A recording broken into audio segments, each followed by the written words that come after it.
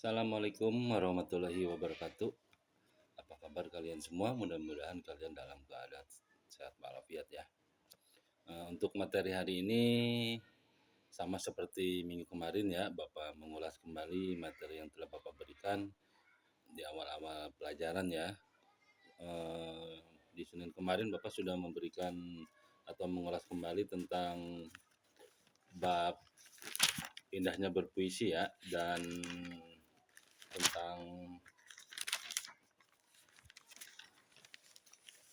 teks eksposisi ya di media massa.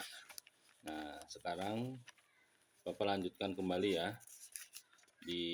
Bapak akan memberikan materi lagi yang di bab 5.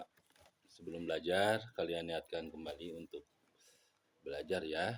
Siapkan peralatannya untuk belajar hari ini ya, di materi buat PDR hari Senin ya. Langsung saja ya. Kita langsung ke bab 5, yaitu tentang urutan cerita menarik dalam eksplanasi. Kalau di LKS kalian itu ada di halaman 50 ya. Di sini Bapak akan menjelaskan kembali tentang cara menentukan ciri-ciri teks eksplanasi. Jadi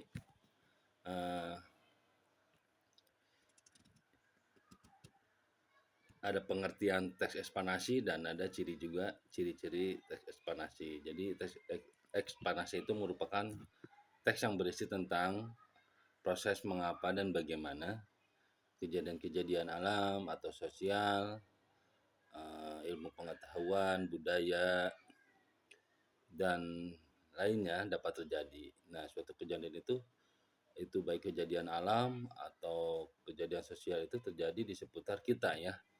Dan ada hubungan sebab akibat atau ada proses juga.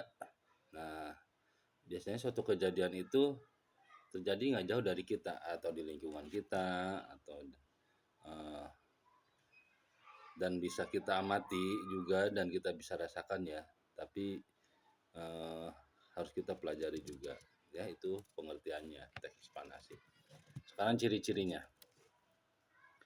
ada 4 ciri ya dalam teks eksplanasi itu. Jadi sebelum ada ciri-ciri kita jelaskan dulu ada tujuan teks eksplanasi.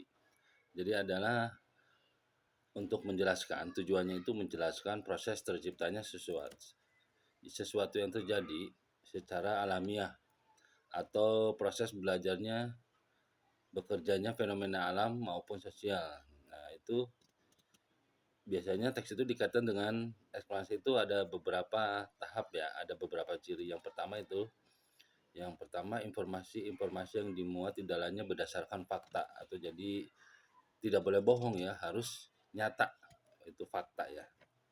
Yang kedua itu hal yang dibahas itu misalnya suatu fenomena yang bersifat keilmuan atau berhubungan dengan ilmu pengetahuan. Yang ketiga ciri-cirinya adalah sifatnya informatif dan tidak berusaha untuk mempengaruhi pembaca agar percaya terhadap hal yang dibahas. Jadi penulisnya tidak berusaha untuk mempengaruhi pembacanya ya. Yang terakhir, jadi terdiri dari pernyataan umum. Jadi ada urutan, ada sebab akibat dan interpretasi. Lanjut ya.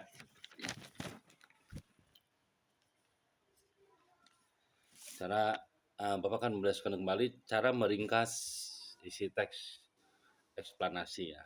Jadi sebelum kita bahas, Bapak jelaskan dulu pengertian apa namanya meringkas. Adalah proses menyimpulkan teks tanpa mengubah makna dalam teks tersebut ya.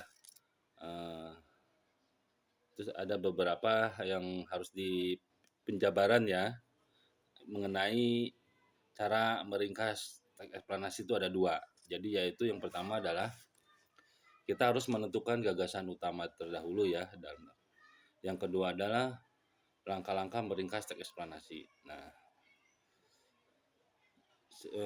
yang pertama menentukan gagasan umum ya. Nah, gagasan umum Bapak jelaskan juga itu adalah tentang sama dengan gagasan pokok ya, pikiran utama atau pikiran pembicaraan. Nah, atau pokok pikiran, yaitu adalah suatu topik yang sedang dibicarakan atau dibahas dalam sebuah teks. Nah, ada beberapa cara untuk menemukan gagasan umum dalam sebuah teks eksplanasi itu, yaitu dengan cara membaca dengan cermat, terus menentukan kalimat utamanya, serta menentukan unsur inti kalimat utama. Yang kedua adalah langkah-langkah meringkas teks eksplanasi. Ada langkah-langkah meringkas teks eksplanasi itu adalah, yang pertama adalah membaca teks eksplanasi dengan cermat dan berulang, lalu menentukan pokok-pokok pikiran teks eksplanasi, lanjut menyusun kembali pokok-pokok pikiran yang ditemukan, serta menuliskan hasil susunan pokok pikiran menjadi suatu paragraf-paragraf yang utuh ya.